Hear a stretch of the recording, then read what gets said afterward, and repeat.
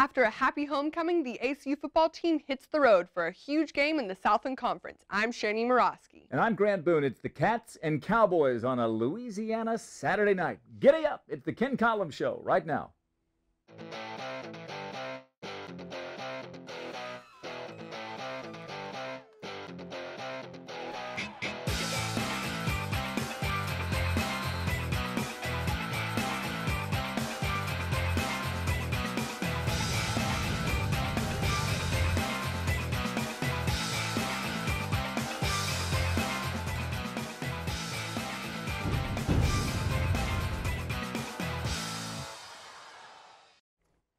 Welcome to Week 8 of the Ken Collums Show, presented by Buffalo Wild Wings from the JMC Network Studios here on the campus of Abilene Christian University. I'm Grant Boone, joined by ACU Junior Sharon Morosky and the head coach of the football Wildcats, Ken Collums.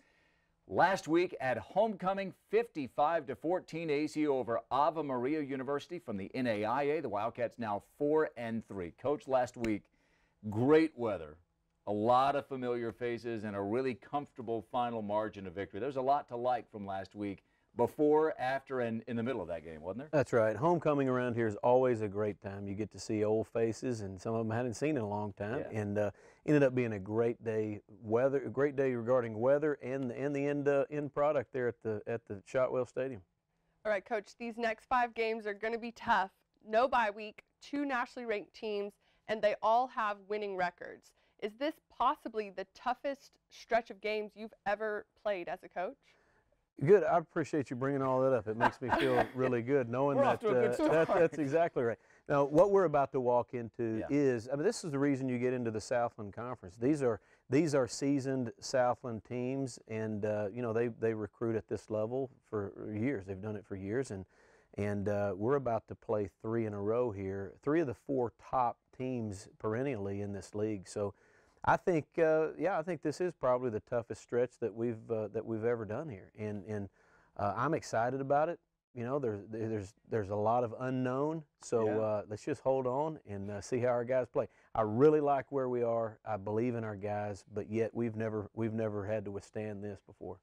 Going to the hole tonight in Lake Charles, Louisiana. We will preview that game, ACU against McNeese State, the number 10 ranked team in the nation, a little bit later on. But when we come back, a look back at that big blowout victory at homecoming over Ave Maria. Glad you're with us for the Ken Collums Show, presented by Buffalo Wild Wings.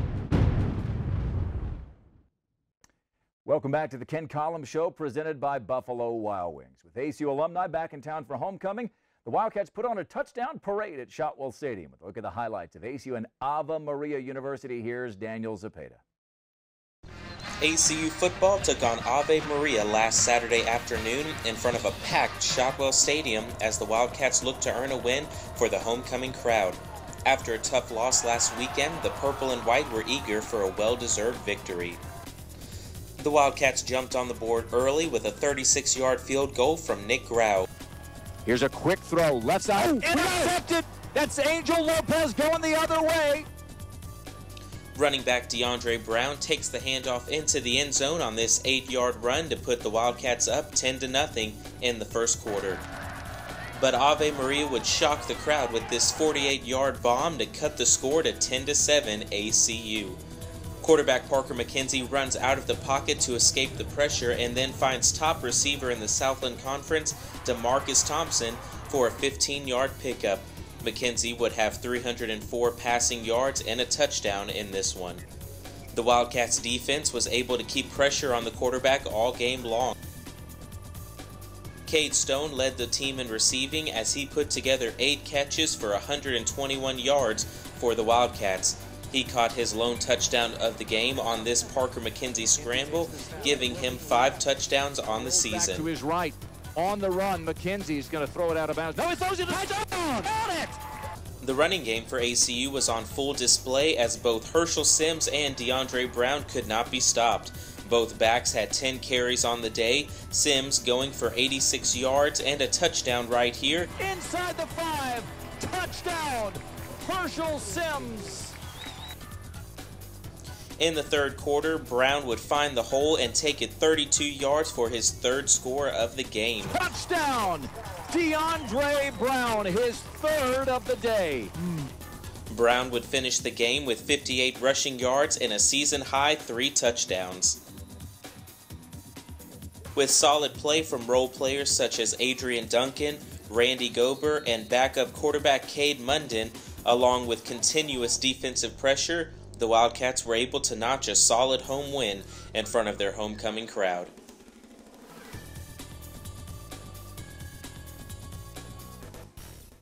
Okay, Daniel, thanks. 55-14, the final score. Coach, we talked about this on the show last week. Ave Maria and an AIA school, nothing to lose. I liked how they came out. They showed us some really unusual formations with their wide receivers really split. I mean, they're practically on the benches. And there were a couple of moments where I thought it gave your defensive coaching staff and players some fits.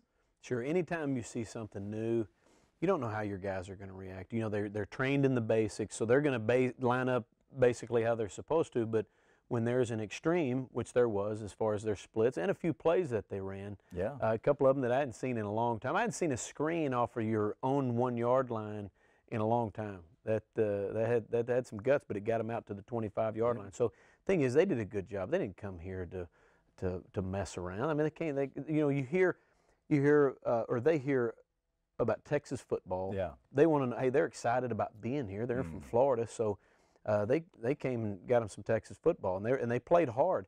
But you know, as time went on, you know, you got to play real football, and it's about running and tackling and executing, and we ended up doing really well in the second half. You guys ran like crazy. In fact, 4 different running backs got into the end zone. DeAndre Brown 3 times, Herschel Sims once, and then you got Randy Gober into the end zone. You got Adrian Duncan again. I thought Herschel did a good job. He had 86 yards carrying, and that first touchdown run, it looked like he was about 4'5" on the last 10 yards of that. He was about to fall over the entire way, but he kept his balance and got into the end zone. That's right, and that was a quality run. It was. And you know it's a quality run when at the end of the play, you see a white uniform laying here on the 30, you see another white uniform laying on the 20, and one laying on the 10, and it looks like an F2 tornado had just run through there. And that's how we talk in terms to our running backs. It ought to look like an F2 just touched down made a little swath right here for the first down, or in that case, the touchdown. So he was fun to watch on that play. That was Herschel's first touchdown at Shotwell Stadium since he was a senior at Abilene High. Wow. Right into the Cougars part of the end zone there for the former Abilene High Eagle. Hey, Parker McKenzie, you always use that term, deliver the mail, and I thought he really did on Saturday. It wasn't one of those games that's going to earn him Player of the Week honors. He just delivered the mail, and everybody got their parcels at their doorstep. That's exactly right. And you know, the third play of the game, he delivers a beautiful package right over the outside shoulder of DeMarcus Thompson. He just doesn't finish the play and ends up dropping the ball. And his next 3 passes were not good balls. And after that, you know, we talk about it on the sideline, and we did some things that got him back in a groove. But he ended up having a solid afternoon. He just, you know, missing those throws. We're not going to be able to do that tonight. You got to step on the guy. It better be right where it's supposed to, because like we said, even if you catch it, those guys are going to be in a good spot to tackle your guy. He had 12 straight completions at one point. And after going 4 for his first 10, he goes 18 for his next 21. How about 7 career starts for Parker McKenzie? 5 of those, he's gone for over 300 yards. Yeah, that's crazy. I played a lot of football and started a lot of games as a quarterback. I think I threw for over 300 yards maybe twice. So, but he's doing really well. Well, it was 17-14, and then you guys unload. 38 consecutive points to end the game. In fact, you had a 38-0 run. They had 39 total yards. That's not a play of the game, but let's take a look. These are our plays of the game. Your defense really clamped down, and you credit Coach Darian Doolin, your defensive coordinator, for those halftime adjustments. You've only given up 14 points in the third quarter all year, Coach. Sure. Darian Doolin does a great job of taking the information he receives in the first half. All coaches have jobs that they're supposed to do. They have responsibilities, which is to gain information, give it to Coach Doolin at halftime. That's a big part of it. As what do we need to do? And it's not, hey, let's change our defense. It may be move a guy from, outside part of the guard or inside part of the guard to the outside shade of the center, which is, to me and you, that's not that big a deal, but it changes the entire approach of the blocking scheme. And a lot of times that's what makes the difference. Now, that wasn't necessarily the case this time, but that's just an example of what those defensive coaches do over there. They don't go into the halftime and just scream and fuss or encourage. It's about tactical decision making and making changes, and he does a good job of that. Nick Richardson, fumble recovery and another sack. He's closing in on Ruben Mason's all-time ACU record with 34. He's got 29.5 now. Let's turn him loose tonight, and maybe he'll get it tonight. Well, we'll see. He'll be front and center, and I know he's caught the attention of Coach Matt Viator. We'll talk a little bit more about the ACU versus McNeese State a little bit later on in the show. But as we go to break, take a look at scores from around the Southland Conference last week, brought to you by University Park Apartments, and take a look at that score between tonight's opponent for ACU and next week's opponent, Sam Houston State in Huntsville. Hands McNeese just its second loss of the season, 38-22 the final score. Glad you're with us here on the Ken Collums Show. Back with more in a moment.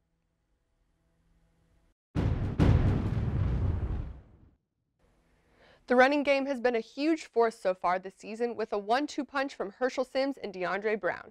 Brown had 3 touchdowns in ACU's homecoming win and has already had 2 games with more than 100 rushing yards. I was able to learn a little bit more about this Wildcat legacy. I'm Shani Morosky, joined with DeAndre Brown, running back for ACU football. We're here to discuss his career so far, as well as a little family history with ACU. All right, DeAndre, let's go back before your time a little bit. First of all, your dad played here in late 80s, 1990. So growing up, you knew about ACU, I figure. Did you have any pressure to come here, or was it just you do you and see where you land? Yeah, it was a little bit of just me doing me, and he never pressured me coming here. He never really said anything about it. It just kind of happened that they called me one night, and I was pretty excited, and I ran downstairs and told him, and he wasn't, I mean, he's just nonchalant about everything, so he's just like, oh, okay, cool. And it was my choice coming here. Okay. I just felt like it was a great place to be. Awesome. Talk a little bit about that. I talk with Coach a lot. He takes the recruiting process very seriously. So how was that? Oh, it was amazing. I mean, when you're a recruit, everybody's pretty much telling you the same thing, that you're the best and we want you here. But here's kind of different. They kind of went on football a little bit, but it was more of a just, we're going to grow you as a man more than just being a football player. Like, you're going to win a lot of football games, but you're going to grow as a man and, more important, be a better father in the future. I think I've grown just being here for 1 year, just grown a lot and matured. Speaking of, you had a year off. You redshirted last year. How was that working under guys like Taylor Gabriel, Sharkandrick West, watching them? I learned a lot. I mean, you learn work ethic. I mean, you see them do what they do during the week, and it shows to everybody else on Saturdays. And it's just me in the back looking at them. You just learn that that's how things are supposed to go, and it helped me this year. Coming into this season, we all know Herschel Sims is also running back for the team. You were looked at sort of the backup, but especially due to injuries and just a great career so far this season. Do you see yourself, how do you think of yourself? More of a backup or more of like a 1-2 punch with Herschel? Yeah, I see us as kind of equal. I don't see myself as a backup, but I just feel like, just like you said, a 1-2 punch. I mean, he goes in, and after he comes out, I go in, and we don't skip a beat. Kind of the same, we produce the same way. And then also thinking future years, Herschel's a junior, you're a freshman on the field, and so how do you think that gives you an advantage being so young? I mean, it's good because I get to learn, once again, just like I learned from Taylor and Sharkandrick, I get to learn from Herschel, from what he does and what he tells me, and when he leaves, I'll be better off just doing what I learned from them. We're talking beforehand about these big games. How cool is it to open in the Georgia Dome? Oh, it's amazing. It's fun. I mean, it's a dream come true. I mean, little kids want to play in big stadiums like that all their life, and for me to actually do it, it's a blessing. And I feel like this second half, you're going to see better performances because we actually got the hang of this thing. That is so funny. That is him, yeah. For DeAndre Brown, I'm Shani Morosky. For other ACU Sports, here's Hannah Little. Thanks, Shara. The ACU soccer team currently stands number 2 in the Southland Conference after the Wildcats lost 1-0 last Sunday. The game was against the number 1 team in the conference, Stephen F. Austin. With only 4 games left in the season, the Wildcats will be looking to improve and maintain their impressive record. This weekend, ACU will face Texas A&M Corpus Christi and University of the Incarnate Word. The men's basketball team is already preparing for its upcoming 2014 to 2015 season. The Wildcats returned several key players this season and also added 7 new additions to the roster.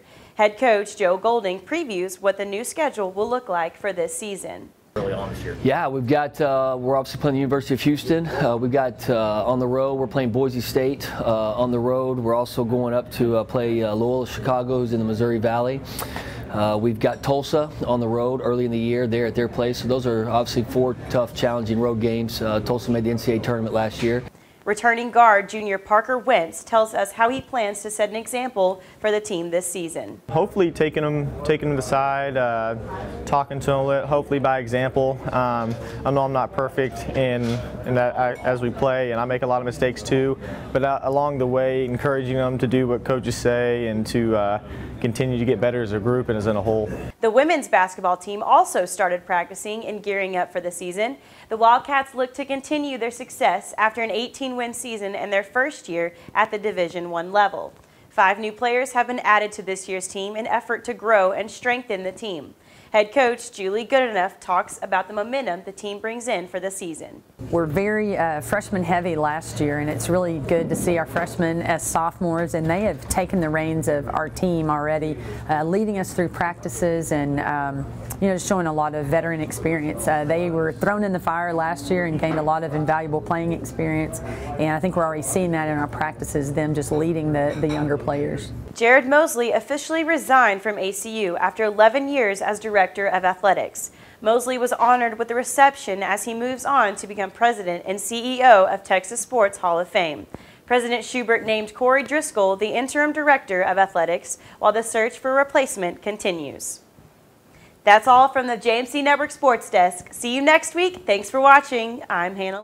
Thanks, Hannah. When we come back, we'll preview ACU football's tough road game this evening in Louisiana and how the Wildcats can rope in the Cowboys. Stay with us on the Ken Collums Show.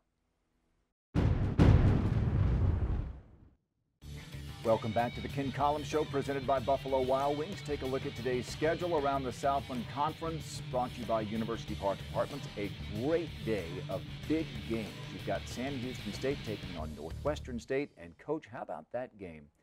Coming up a little bit later on, it's going to be Central Arkansas against Southeastern Louisiana, the only 2 3-0 teams in the Southland Conference. These are teams accustomed to winning, these two. Sure, they're both going to walk in expecting to win, and there's going to be some good football played.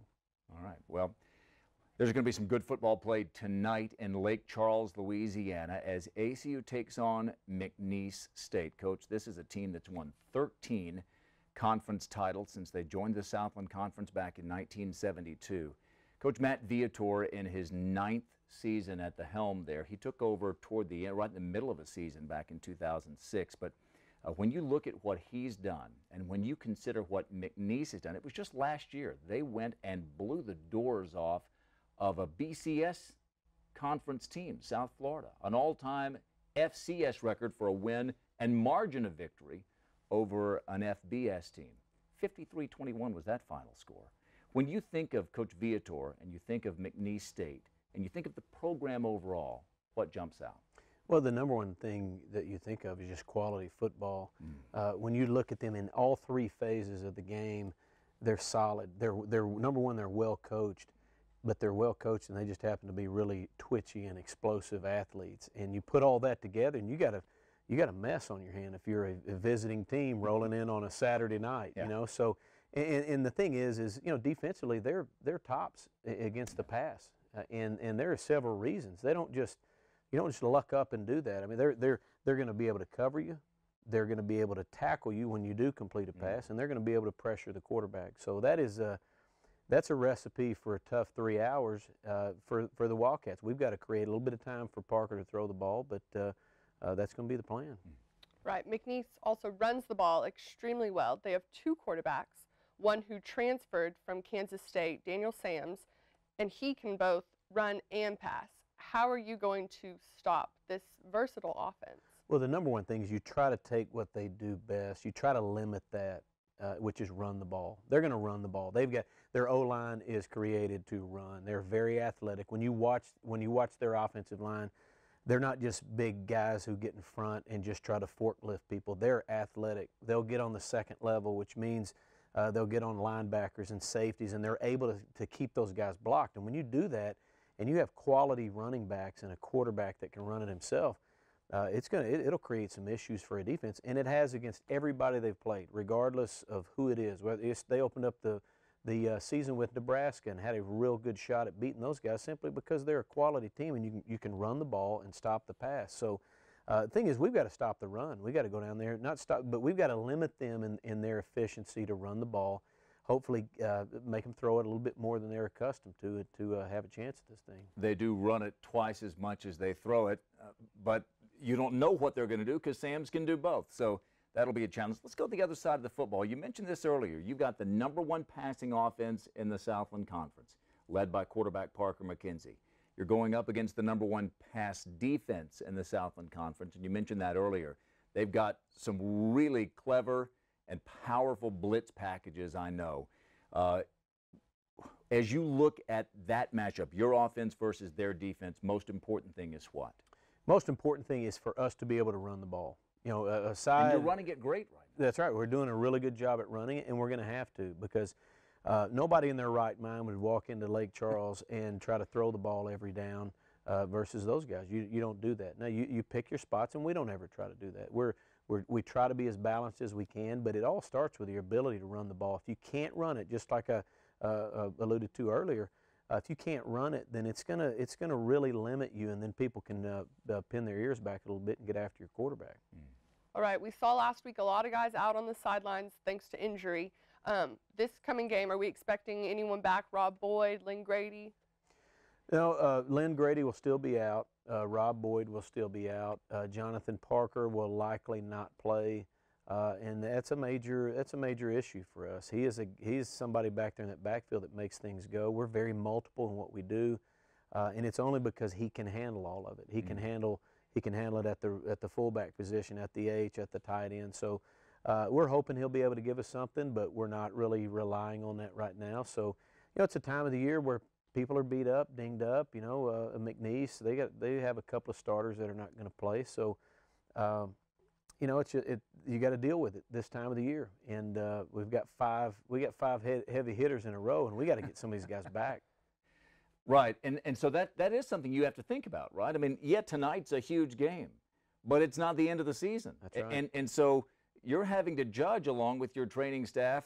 Yeah, I want Lynn Grady for tonight. Who wouldn't? But sure. I don't want to risk maybe Lynn Grady playing tonight and then not having him for the last 4 when maybe sitting tonight gives him to me for the last 4. Sure. It's a huge decision. Yeah, that's right. As a head coach, you have to sit back and make the overall decision, what is best for our team. Not short term, but what is best for our team. And what is best for that individual. You don't want to put a guy out there that's not healthy. You did get 5 balls to Noah Cheshire last week out of the backfield. That's right. Balls that could have either gone to him or Jonathan theoretically, but with Jonathan out, he caught a career high for Noah. Yes, and he'll do fine. Noah will get out there and do fine. He'll catch everything we throw to him, and we're going to have to do that. Little play action, dinky stuff in the flat, and in order to keep the chains moving. Are you going to have to break a couple of tackles tonight to win this game? You know what I mean? We better. The problem is this is probably the best tackling team that we've faced, and.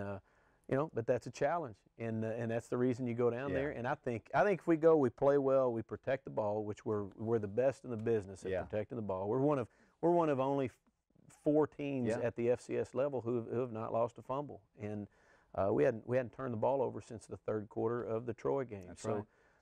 4 straight games without a turnover. That's right. So we know what we're doing on that. We just got to keep going, and hopefully we'll get a turnover or 2. We need a little help. So. But we'll be fine. We look forward to the challenge. I got a bunch of hungry guys on my team. We're ready to go down there. For some Cajun food. Oh, man. Get down the fiddle, get down the pole. Little Louisiana Saturday night. It'll be tonight. ACU versus McNeese State. Just the second ever meeting between these 2 teams, the first in more than 40 years. It should be an awful lot of fun. Now, don't forget, we've got the kickoff at 6 o'clock tonight, but the pregame show will begin at 5:30 on the ACU Sports Network. That's 98.1 FM. In Abilene on radio and around the world on ACUsports.com. And don't forget, this is a game that will be televised nationally on ESPN3. Should be a lot of fun from the hole, as they call it, down there in Lake Charles, Louisiana. For Sharon Nemorowski and for the coach, Ken Collums, I'm Grant Boone. Thanks for watching the Ken Collums Show presented by Buffalo Wild Wings. Enjoy ACU and McNeese State tonight. We'll see you next week.